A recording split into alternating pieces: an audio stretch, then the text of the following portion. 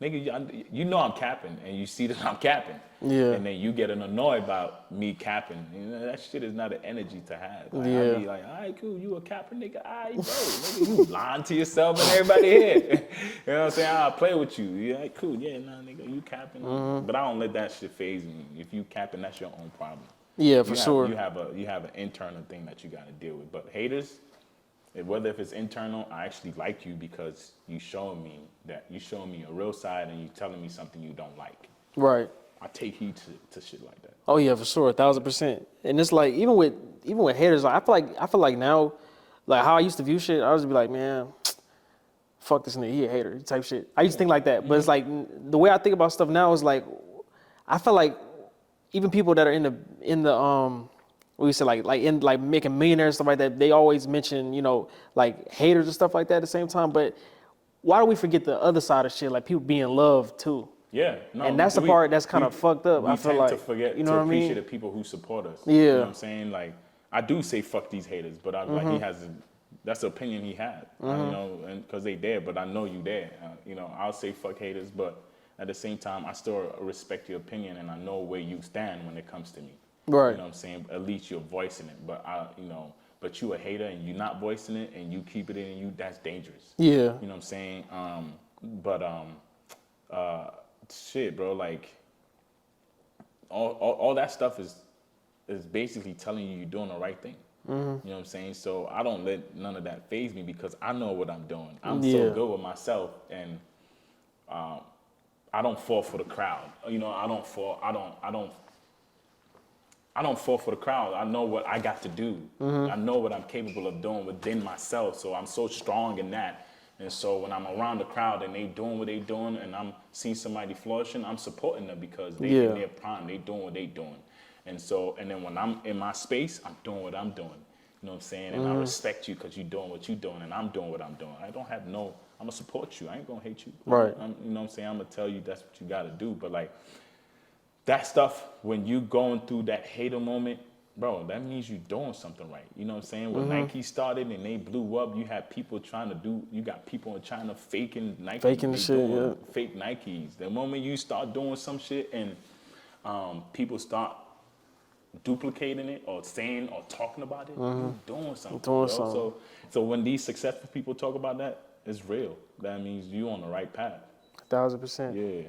1,000%. So even with dealing with the music and stuff like that, like on you is like where are you trying to go with it now as far as like just push conversation up a little bit as far as the music stuff, like what do you see for it now? I mean, as far as I can take it, bro, like as far yeah, hold on, pause that real quick. y'all coming through or She just showing them around. Yeah. You okay. Yeah, we good. He paused it. Yeah. Do your thing. Yeah. It's all good. Yeah, it's all good. We can edit. It's not live. Y'all good to go. What's going on? How you doing? Yeah. So catch it from where we was going. Oh, so I was mentioning like. You recording now? Right. Okay, I was mentioning even with with the music and stuff like that, and you only started a year ago. That's crazy. You know what I'm saying? Year and a half ago. But I've been around music. I've been writing for a while. I used to write poetry. And I like being around writers. I like being around people who like to write. I just love, I'm a perfectionist. So even sometimes when I write, I send it to my guys that are way better writer than me.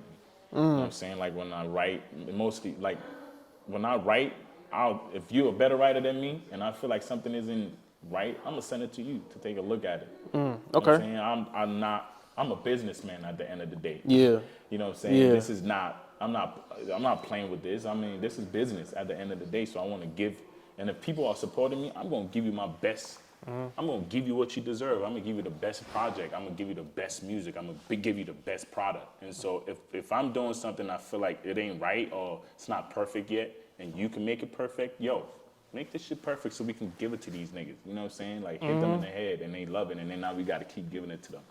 But yeah, bro, I love writing, bro. I love writing and being able, again, going back to doing something and then it coming, and now you're hearing it. Being able to write something and then now it's a whole song.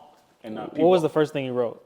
What was the first thing? What was the first, like, where were you at, like, the first time you wrote something, like? And was it a rap song, a love song? What type of song was it? It was a feature with my brothers and his friend that were doing music. Okay. I don't even remember. Yeah, bro. That was when I first wrote it, and then I wrote my first song. I don't even remember, but I remember going to the studio and they telling me, "Yo, put something on there," and then I started writing, and I put it on there, and so that was the first time that I ever wrote with my brothers doing music, and then I went in and I wrote my verse. It was good. But I thought it was. If I listen to it now, it's probably trash. But it's like, but the funny thing is that even in the moment, you're like, this shit hard. Yeah, you know what I'm saying? At that time, well, when I got the song back, bro, I was playing this song the whole time. The fact that I was able to create something and now I'm hearing myself. Yeah. And I gotta also give props to my boy Rooftop. He was also another artist I was managing in college. Fire artist. I'm talking about bar for bar. This dude is crazy. He's by far, Rooftop Reed is one of the top artists, one of the artists that I've worked with that I feel like that dude is like when he writes, it's crazy. I'm not, like him and my boy Laps, bro, they are crazy, bro. Like it's come to them naturally. I had to learn how to make music. They are talented with that shit. And they, you know what I'm saying? So I had to learn how to write. I had to learn how to make music. I had to learn how to vocally structure. Up till now, my producer still direct me on how to like help me arrange my vocals. Yeah, you know what I'm saying? delivering it is. I feel like writing, because like I grew up reading a lot. Yeah. So like writing stuff and writing stories, like that was like my shit. Right. And I even wrote music too a little bit because I used to be in the studio with my dad all the time, like as a kid. So like even when it comes down to like delivering it, I feel like that's some of the hardest That is shit. hard, and that's why you have like vocal arrangers. Yeah. Like and Banga, my producer / engineer, he's everything. He's like he's the guy. He's the guy that is basically developing me as an artist and singer. So when I go in there and Banga's the one producing, because we do everything from scratch. When I got studio today, when I go in the studio, we're making a beat from scratch. I'm writing from scratch, or I'll have the writing of the song already, the idea, and then we'll make the beat around it. Right. And then man, and so I feel like delivering is hard. It's pretty intense. Like you can write anything, you can write whatever, but like how does it sound?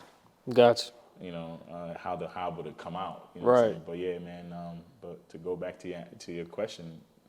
The first song that I ever wrote was the feature with my brother and his friend when they were doing music at that time. Shout out to Isaac and Moses, bro. But yeah, man, it was dope. I kept playing that song. I'm like, man, this shit is fire. And then like again, to go back to Rooftop, the reason why I shot him out because when we were doing his mixtape in college, and I had to hop on a mic and say a few things on the mixtape. And that's when he was like, "Yo, you got a great voice. You can actually do music." Even though I was managing him, he always pushed me to try and do music because he felt like I had the voice to do music. Right. And I was like, "Nigga, I want to be on the back end, and that's what I wanted to do." But he always pushed me. Up to now, he'll tell me, "Yo, you got the voice. You can do it. Like this is what you're supposed to do." To the point where he was feeling like maybe you should step in and do music. Mm-hmm. You know what I'm saying? Yeah.